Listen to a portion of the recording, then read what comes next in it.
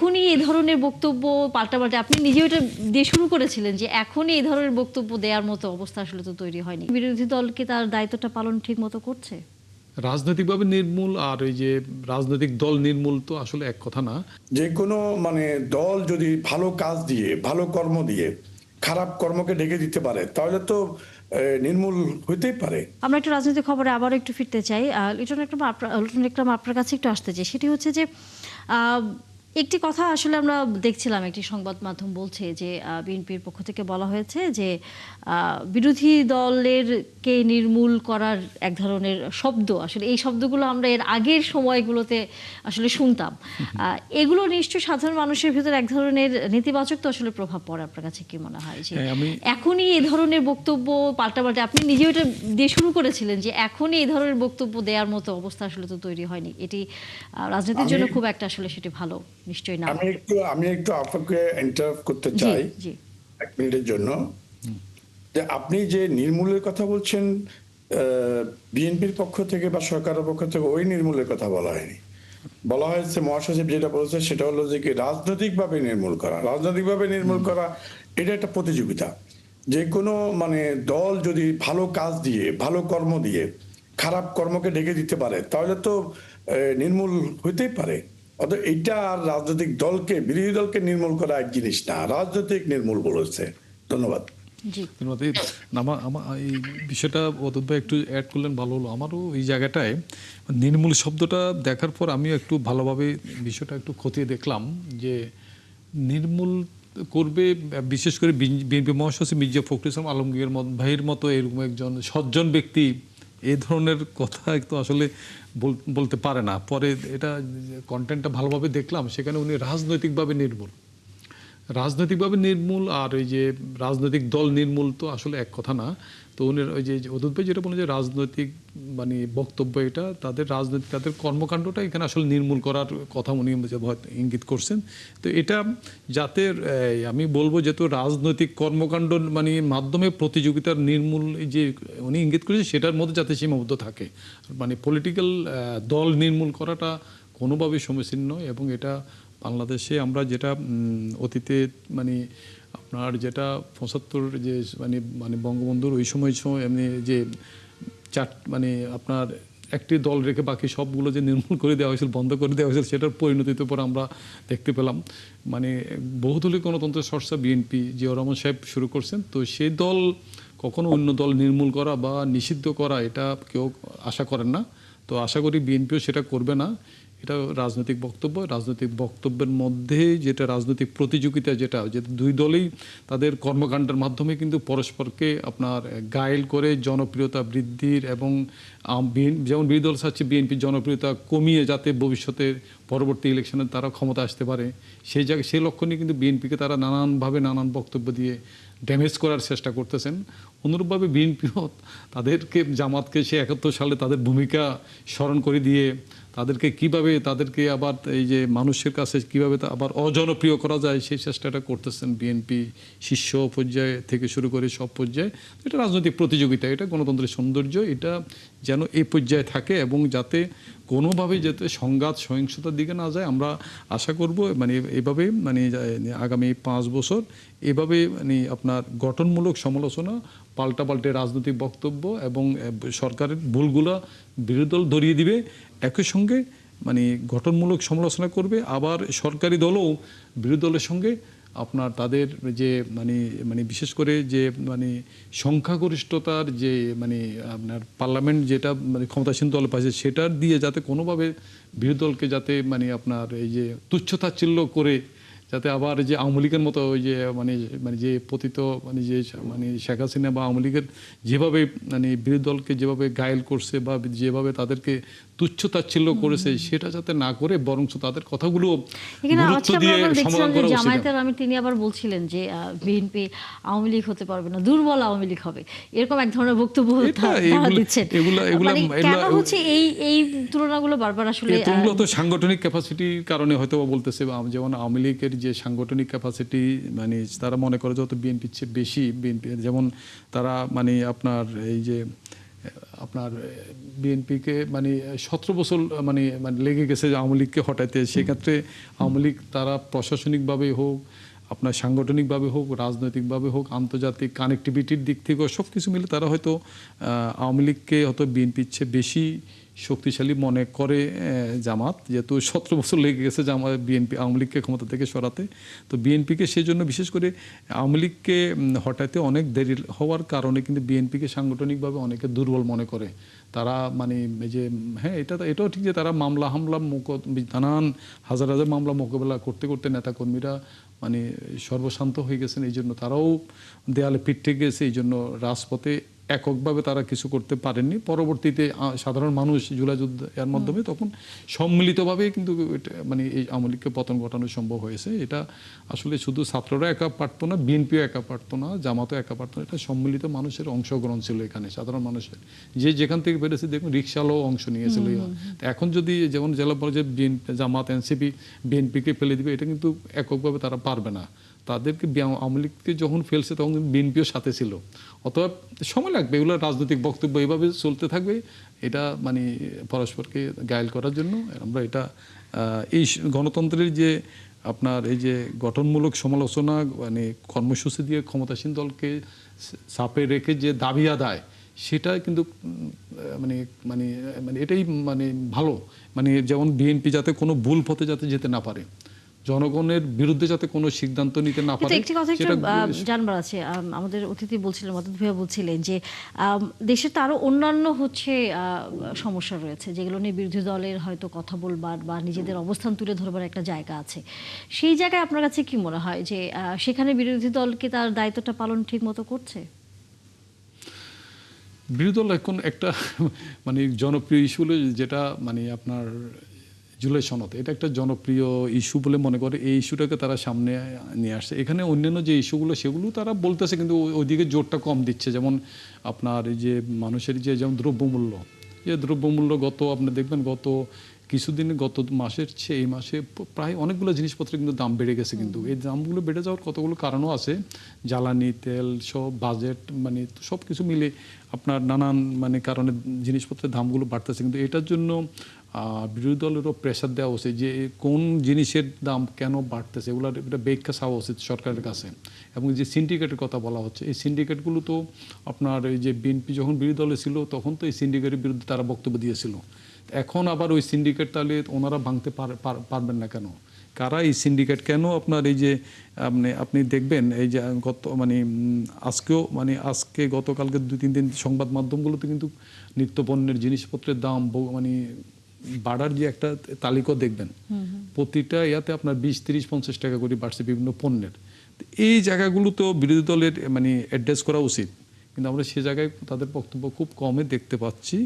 আর জ্বালানি তেল নিয়ে কিছুটা বলতেছে পার্লামেন্টে, তো মূলত সাধারণ মানুষের যে মানে জায়গাটা, সাধারণ মানুষের পক্ষে যে কথা বলার যে প্রয়োজন, সেই জিনিসগুলোকে অ্যাড্রেস করা উচিত, শুধু জুলাই সনদের মধ্যে সীমাবদ্ধ না থেকে আর কি। জি, আলাউদ্দিন মোহাম্মদ, নিশ্চয়ই আপনার কাছ থেকে প্রশ্নের উত্তরটা আমরা পেতে পারি।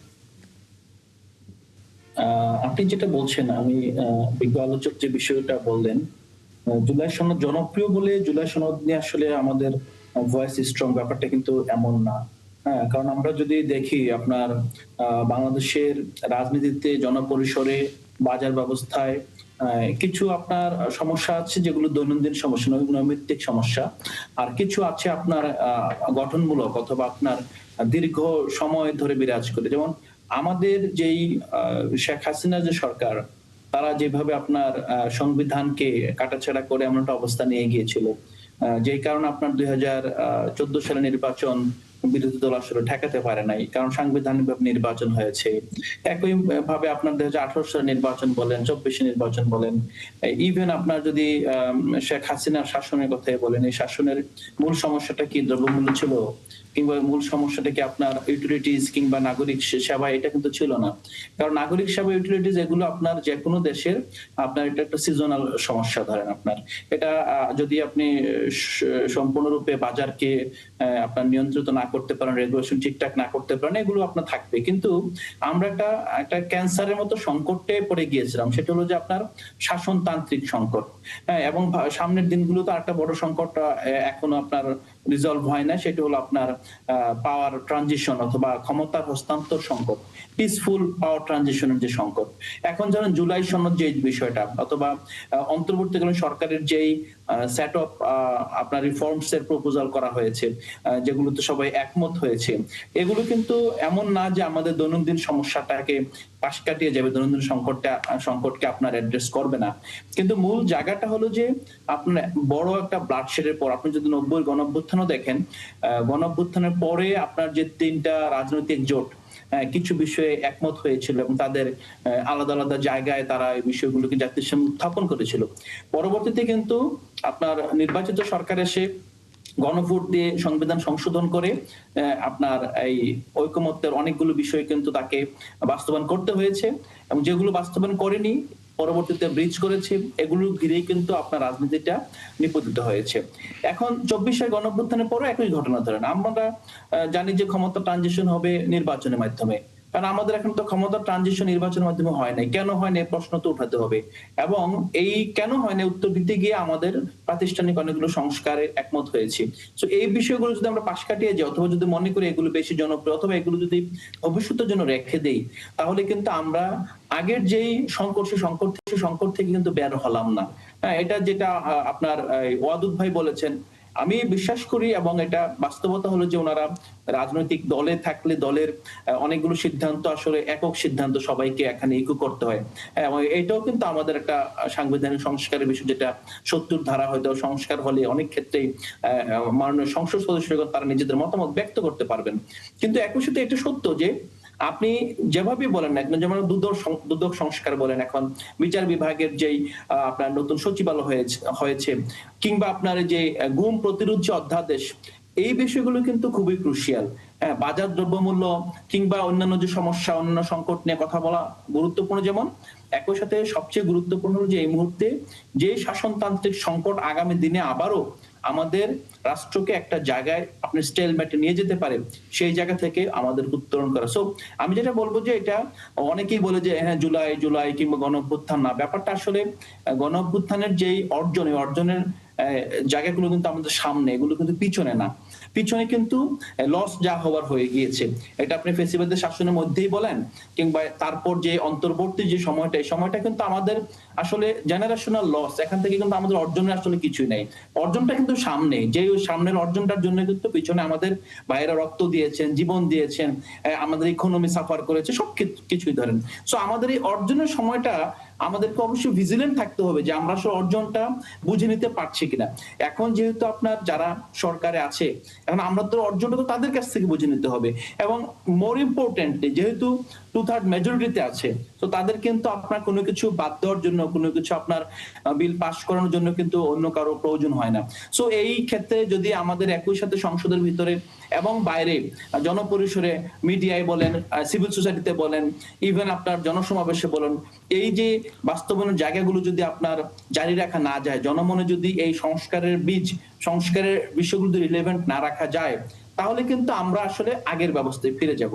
এবং বিএনপির অনেক ক্ষেত্রেই, যেটা বিএনপি আপনার 1990 থেকে 91 থেকে 96 যদি, এবং 2001 থেকে 2006, আমরা কিন্তু বিএনপির প্রতিশ্রুতি এবং বাস্তবায়নের মধ্যেও কিন্তু অনেক ফারাক দেখেছি।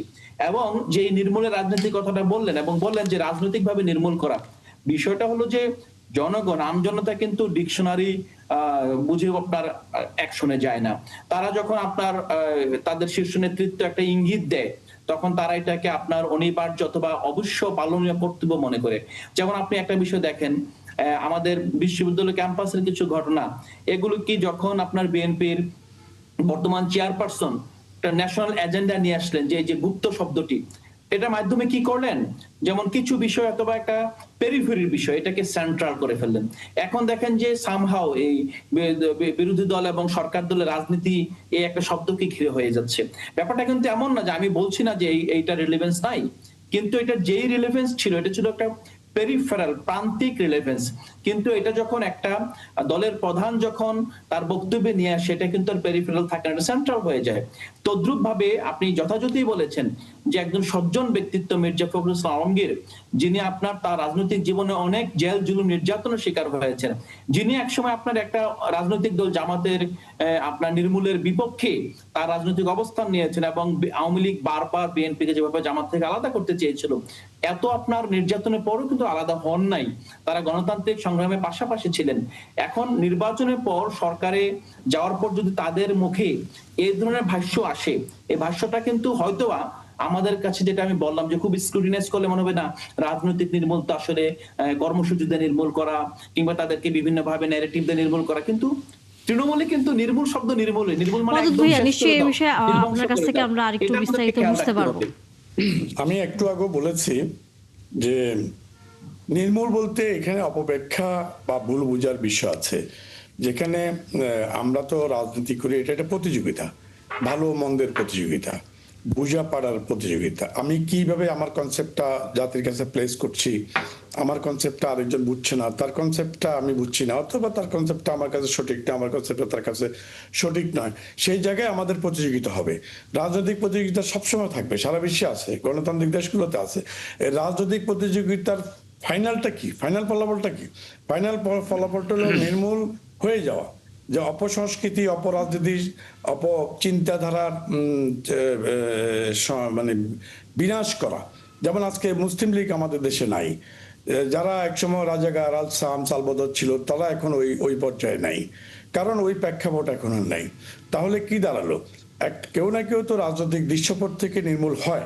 নির্মূলত আমরা আশা করছি একসময় তো আওয়ামী লীগ যে ফ্যাসিস্টের ভূমিকা কাজ করেছে তারাও কিন্তু নির্মূল হওয়ার সম্ভাবনা আছে, এবং তারাও নির্মূল হবে। এত বড় একটা দল যাদের 33-34% সমর্থন আছে, সেই দল আজকে মাথা উঁচু করে দাঁড়াতে পারছে না। সেই দলের নেত্রী আজকে পলাতক, ফাঁসির কাঠগড়ায় দাঁড়িয়ে। তো এই অবস্থায় তাদের অপকর্মের জন্য যে জায়গায় গেছে তারা কিন্তু নির্মূল হওয়ার সম্ভাবনা এবং ধারপ্রান্তে দাঁড়িয়ে আছে। তো নির্মূল এটাকে অপব্যাখ্যা করলে অনেক কিছু করা যায়। আমি মনে করি এটা সজ্জন ভাষা, এটা রাজনীতির ভাষা। রাজনৈতিকভাবে আমি তো চাইবই আমার প্রতিপক্ষকে ঘায়েল করার জন্য। ঘায়েল মানে গুলি করে নয়, ঘায়েল মানে মারপিট করে নয়, ঘায়েল মানে আমি তো বলছি রাজনৈতিকভাবে ঘায়েল করব। এটাকে অপব্যাখ্যা যারা করে তাদের উদ্দেশ্য ভালো নয়, তারা একটা ইস্যুকে নন ইস্যু করতে চায়। যেমন বর্তমান সরকারের বিরুদ্ধে কথা বলার জন্য কোনো ইস্যুই নেই, যার জন্য বর্তমান সরকারের বিরুদ্ধে প্রতিনিয়ত ইস্যু তৈরি করার জন্য চেষ্টা করছে। এটা হলো একটা লোভ, একটা লালসা, ক্ষমতার লোভ, ক্ষমতার লালসা। কারণ তাদের ধারণা ছিল তারা বোধহয় ক্ষমতা এসে যাবে, মাঠে আওয়ামী লীগ নাই, বহির্বিশ্বের কারো কারো সমর্থন নিয়ে, অর্থ দিয়ে, বেহেশতের টিকিট বিক্রি করে, তারা ইনসাফের কথা বলে, ধর্মের ব্যবসা করে তারা মনে করছিল যে ক্ষমতায় চলে যাবে। কিন্তু দেশের মানুষদের ধর্মান্ধ নয়, এটাই আবারও প্রমাণ করছে। আওয়ামী লীগ না থাকাতে এতগুলো সিট পেয়েছে, তাও আওয়ামী লীগের ভোটের কারণে। তা না হলে এতগুলো সিট তো তারা পেত না। তারা কিন্তু আমি আশা করি এইভাবে চলতে থাকলে তারা আগামীতে সেই 3 আসনে ফিরে যাবে। তাদের যে সে আওয়ামী লীগের সময় 3 আসন পেয়েছিল 96-তে, সেই 3 আসনে কিন্তু এই আজকের বিরোধী দল ফিরে যাওয়ার সম্ভাবনা আছে। আমরা সেটাই চেষ্টা করব। আমরা চেষ্টা করব যে আজকের এই জামাত ইসলামকে 3 আসনে নিয়ে যাওয়া। এটার অর্থ এই নয় যে কি তাদেরকে রাজনৈতিক নির্মূল করা এক কথা নয়। এই জিনিসটা আমাদেরকে বুঝতে হবে। এটাকে অপব্যাখ্যা করা ঠিক হবে না। যেমন দেখেন, আজকে সরকারের বিরুদ্ধে কোনো ইস্যু নাই, ইস্যু বানাচ্ছে। এই সরকার আসার সাথে সাথে একটি প্রাকৃতিক সমস্যা সরকারের উপরে বর্তিয়েছে, যেটা হাম। এবং বিগত সরকারের যে তারা যে টিকা আনেনি, তারা যে প্রকল্পটা বন্ধ করেছে, ইউনূস সরকার প্রকল্প বন্ধ করেছে, তারপরে আওয়ামী লীগ সরকার টিকা না আনার ব্যবস্থা করেছে, টিকা দেশে ছিল না, এবং শেষ পর্যন্ত ইউনূস সরকার বলছে যে দরকার নাই, এই টিকা যথেষ্ট হচ্ছে, আর লাগবে না। তো এই অবস্থায় কিন্তু আজকে হামটা এই সরকারের উপরে আপনার আবর্তিত হয়েছে। প্রথম সমস্যা হিসেবে প্রাকৃতিক একটা সমস্যা আমরা মোকাবেলা করছি। এরপর দেখেন, আমরা কি ভেবেছিলাম, বিএনপি কি ভেবেছিল, জনগণ কি ভেবেছিল যে ইরান আমেরিকা ইসরায়েলের যুদ্ধ হবে, সেই যুদ্ধে সারা বিশ্বের মতো আমরাও বেকায়দায় পড়বো। আজকে সারা বিশ্বে তেলের দাম অনেক বেশি, সেই তুলনায় আমরা মাত্র 15 টাকা 20 টাকার মধ্যেই বাড়িয়েছি, এবং তাও আমরা পুরো 1 মাসের বেশি আমরা বাড়াইনি। আমরা বলতে বিএনপি সরকার বাড়ায়নি। কেন বাড়ায়নি? জনগণের উপরে চাপ কমানোর জন্য। ভর্তুকি দিয়ে সরকার এখনো চালাচ্ছে যাতে জনগণের উপরে প্রেশারটা কম থাকে। তো সেই অবস্থায় জনগণকে যেখানে অ্যাপ্রিসিয়েট, বিএনপিকে যেখানে, সরকারকে যেখানে অ্যাপ্রিসিয়েট করা দরকার, সেখানে তারা করতেছে কি প্রতিনিয়ত ইস্যু খুঁজছে, ইস্যু সৃষ্টি করছে আর্টিফিশিয়ালি। এখন কি ক্যাম্পাসগুলোতে তারা একটা সংঘাত লাগিয়ে দিয়েছে। তারা মনে করছে তারা আবার বাইরে হুমকি দিচ্ছে যে এই সরকারকে মানে মানে ছাড় দিয়ে কথা বলা হবে না, এই সরকারকে ছাড় দেওয়া হবে না, এই সরকারকে এই বধ করা হবে, ওই করা হবে। এগুলো বলার তো এখনো সময় আসেনি। তাহলে দেখা যাচ্ছে তারা যে মৌলবাদী চিন্তা চেতনায় আবির্ভূত ছিল, এখনো আছে। এবং আজকে যে জঙ্গিদের কথা আসতেছে, আমরা ঠিক এই আলোচনাতেই ফিরতে চাই, তবে সেটি বিরতির পর। আমি এক সেকেন্ডে শেষ করছি। আজকে যে জঙ্গিরা হুমকি দিয়েছে যে সরকারের বড় বড় স্থাপনায় হামলা করবে, এটা কিন্তু এই মৌলবাদী ধ্যান ধারণার কারণেই ওই শক্তির উত্থান হওয়ার